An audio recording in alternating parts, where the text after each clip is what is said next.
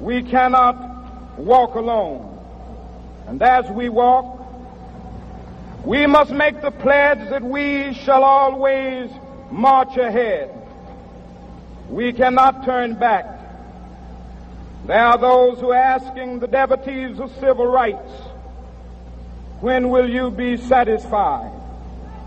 We can never be satisfied as long as the Negro is the victim of the unspeakable horrors of police brutality. We can never be satisfied as long as our body is heavy with the fatigue of travel, cannot gain lodging in the motels of the highways and the hotels of the cities.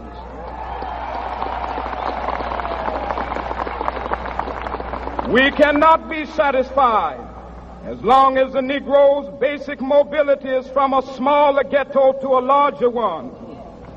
We can never be satisfied as long as our children are stripped of their selfhood and robbed of their dignity by signs stating for whites only.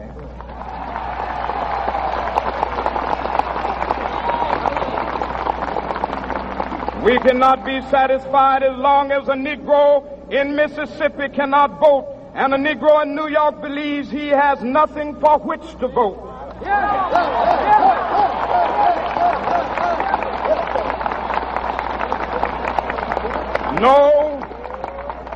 No, we are not satisfied, and we will not be satisfied until justice rolls down like waters and righteousness like a mighty stream.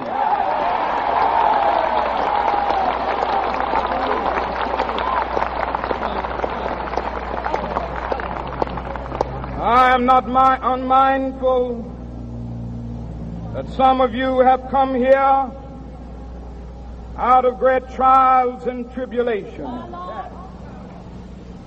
Some of you have come fresh from narrow jail cells. Some of you have come from areas where your quest for freedom left you battered by the storms of persecution and staggered by the winds of police brutality. You have been the veterans of creative suffering. Continue to work with the faith that unearned suffering is redemptive. Go back to Mississippi. Go back to Alabama. Go back to South Carolina. Go back to Georgia. Go back to Louisiana. Go back to the slums and ghettos of our northern cities. Knowing that somehow this situation can and will be changed. Let us not wallow in the valley of despair. I say to you today, my friend,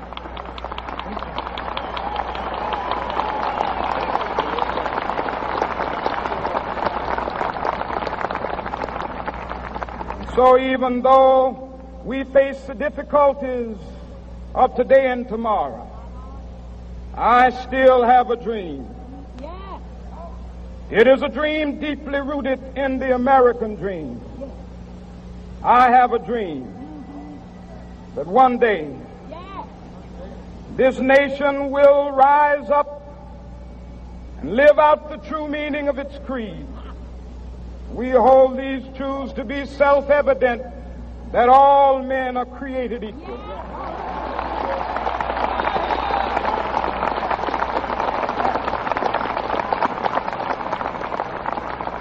I have a dream that one day on the red hills of Georgia, the sons of former slaves and the sons of former slave owners will be able to sit down together at the table of brotherhood. I have a dream that one day,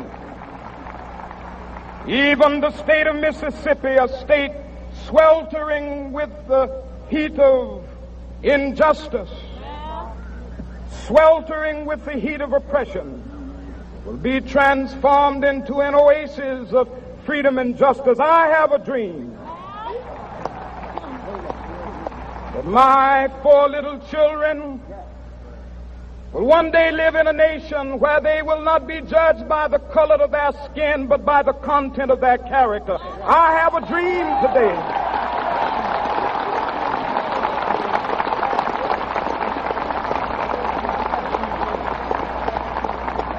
I have a dream that one day, down in Alabama, with its vicious racists, with its governor having his lips dripping with the words of interposition and nullification, one day right there in Alabama, little black boys and black girls will be able to join hands with little white boys and white girls as sisters and brothers. I have a dream today.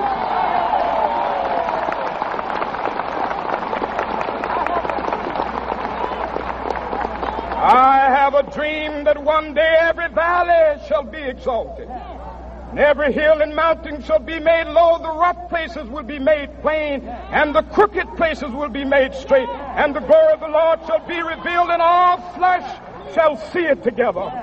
This is our hope. This is a faith that I go back to the South with. With this faith, we will be able to hew out of the mountain of despair a stone of hope. With this faith, we will be able to transform the jangling discords of our nation into a beautiful symphony of brotherhood.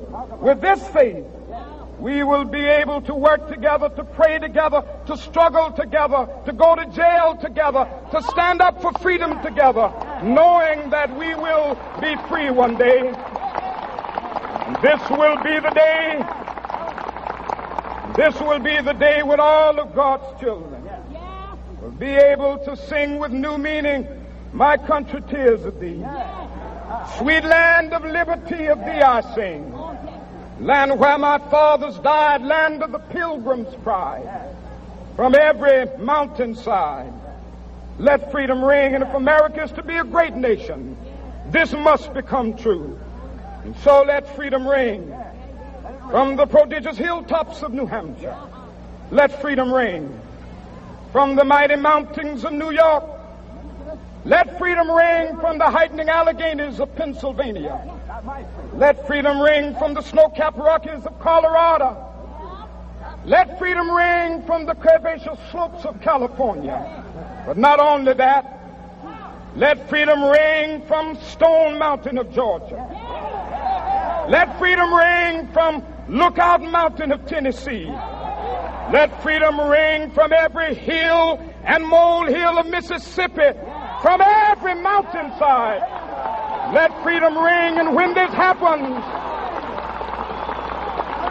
and when we allow freedom ring, when we let it ring from every village and every hamlet, from every state and every city, we will be able to speed up that day when all of God's children, black men and white men, Jews and Gentiles, Protestants and Catholics, will be able to join hands and sing in the words of the old Negro spiritual, "Free at last, free at last.